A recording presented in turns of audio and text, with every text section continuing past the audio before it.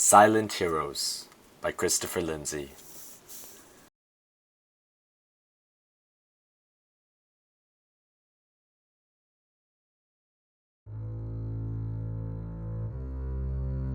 "70 years ago, young Asian American boys fought two wars, World War II and the War Against Prejudice.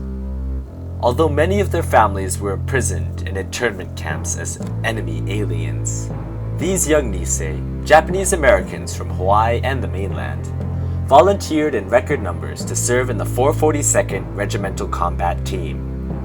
They vowed to show the world they were true Americans." Who were the men of the 442nd?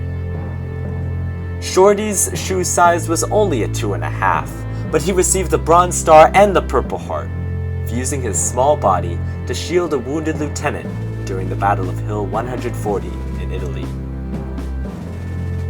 A soldier from Cannon Company, whose family was forced to live in an unclean horse stall in the Santa Anita racetrack, was told by his father that "a lot of good things grow in horse manure." A clipping in a dead sergeant's pocket stated that some vandals burned down the soldier's home and barn in the name of patriotism.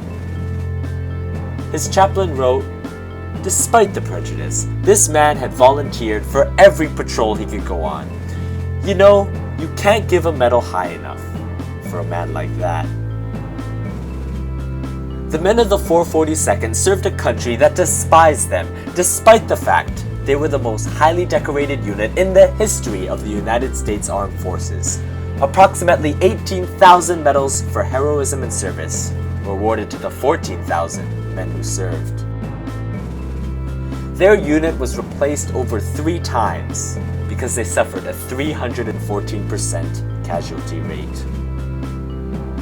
In his book, The War, Jeffrey Ward describes how a soldier was given so much morphine at the aid station that later when surgeons at a field hospital began to amputate his shattered arm, he had to endure it without anesthetic.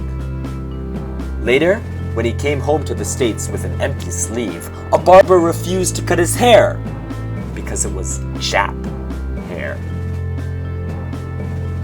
I am a 15-year-old Asian American boy, and during World War II, my grandpa cleaned off body parts from Navy vessels stationed at Pearl Harbor.